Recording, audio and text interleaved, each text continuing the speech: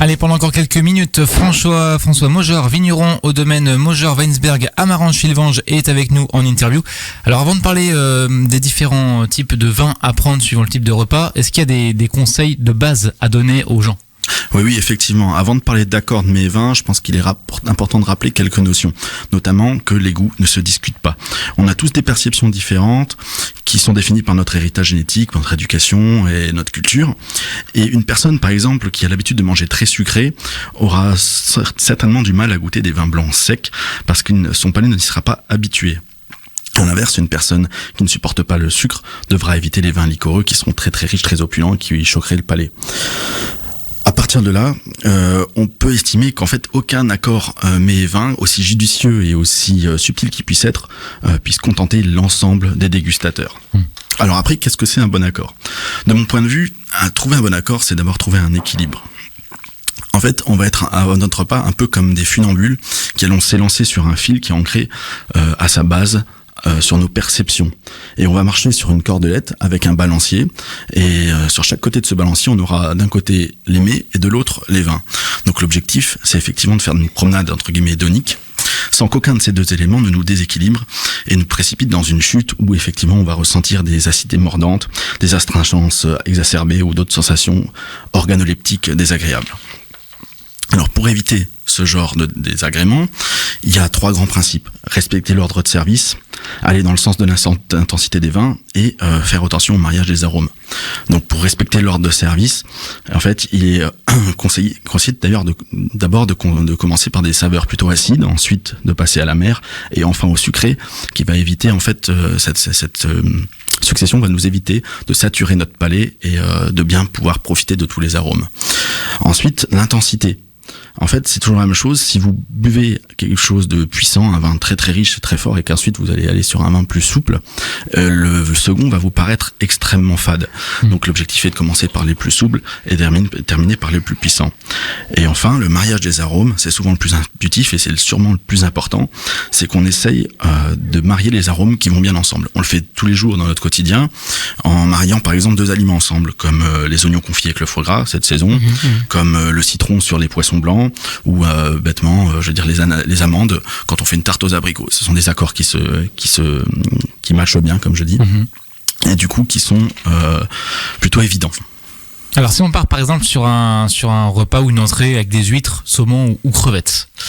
Alors, généralement, sur ce genre de produits qui viennent de la mer, on aura toujours tendance à privilégier des vins blancs plutôt secs. Après, fruités ou minérales selon les convenances, mais quoi qu'il en soit, rarement des vins rouges ou des vins sucrés sur ce genre de produits. En Moselle, on a plein de vins blancs secs qui peuvent convenir là-dessus, que ce soit des Auxerrois, des Pinot Gris, et éventuellement des Müller-Thurgau qui seront plus expressifs. Mais de manière générale, les vins blancs de Moselle sont plutôt faits pour ce genre de produits. D'accord, donc je suis plutôt blanc. Oui, clairement. Ouais. Après, en dehors de la Moselle, on peut aller dans d'autres régions comme la Loire qui a des super vins, des vins super intéressants de cet acabit, et même pourquoi pas travailler sur des vins effervescents à ce moment-là, quoi. Alors le foie gras, ça aussi forcément, ça on le retrouve sur toutes les tables. Qu'est-ce qu'on peut prendre avec du foie gras ? Alors avec le foie gras, il y a 2 solutions de mon point de vue. C'est le gros cliché, on va dire, qui est les vins liquoreux. Donc des vins très riches en sucre qui vont venir caresser le palais en même temps que la texture du foie gras. Là-dessus, on en retrouve aussi quelques vins qui sont en Moselle qui peuvent convenir, qui sont en appellation. Je pense notamment aux vendanges automnales du domaine de la Croix de Mission. Il y en a d'autres, évidemment, chez les autres domaines. Ou alors après des vins liquoreux qui peuvent venir un peu partout en France. On va parler des vendanges tardives en Alsace comme c'est nos voisins, de la Loire avec ce genre de produits, les coteaux du Layon, ou carrément dans le Bordelais, sud-ouest avec les sauternes. Donc ça, c'est le cliché. Après, ce qui peut se faire aussi pour ceux qui aiment pas les vins sucrés, ce sera plutôt des vins rouges, plutôt suaves et riches, chauds. Là-dessus, on va être plutôt sur des vins typés Bordeaux, quoi. D'accord, donc là plutôt rouge pour ce cas-là. Pour ceux qui préfèrent du coup la viande et qui vont choisir la dinde au repas de Noël. Alors pour moi, dès qu'on me parle volaille, moi je pense pinot noir. Clairement, les viandes blanches s'accordent très bien avec les pinots noirs qui sont beaucoup plus frais et beaucoup plus on va dire énergiques que les vins du sud. Et dans ce cas-là, comme je dis, on peut tendre une corde entre Cirque-les-Bains et Vic-sur-Seille en faisant un petit crochet par Metz. Les pinots noirs de Moselle n'ont pas grand-chose à envier aux pinots noirs de Bourgogne. Maintenant, si toutefois vous n'êtes pas convaincu par les pinots noirs mosellans, vous pouvez aller toujours à Nuits-Saint-Georges, dans ce secteur-là pour les pinots noirs qui sont fabuleux, mais au risque et péril de votre portefeuille par contre. D'accord. Après le plat, le dessert, forcément, la bûche, biscuit de Noël, là aussi on peut agrémenter.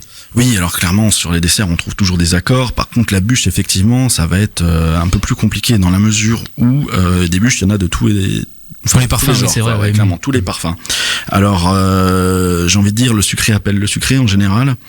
Par contre on évitera les vins blancs trop liquoreux avec des bûches au chocolat. Il faudra peut-être partir sur des vins plutôt rouges qui ont du caractère. On en a dans les côtes du Rhône avec des vins très riches, très corsés, ou alors carrément encore plus au sud, à l'extrême sud, dans les Pyrénées-Orientales, avec des morilles ou des bagnols rouges. Pas mal de choix donc du coup pour ça. Ouais, j'avais une petite question, je me posais si vraiment certains veulent faire simple, c'est possible de mettre un seul vin avec tout ce qu'on vient de citer, ou alors c'est carrément impossible d'accommoder le même vin avec le foie gras ou les huîtres ou autre? Ouais, ça va être compliqué. Après, encore une fois, les goûts et les couleurs, ça se discute pas.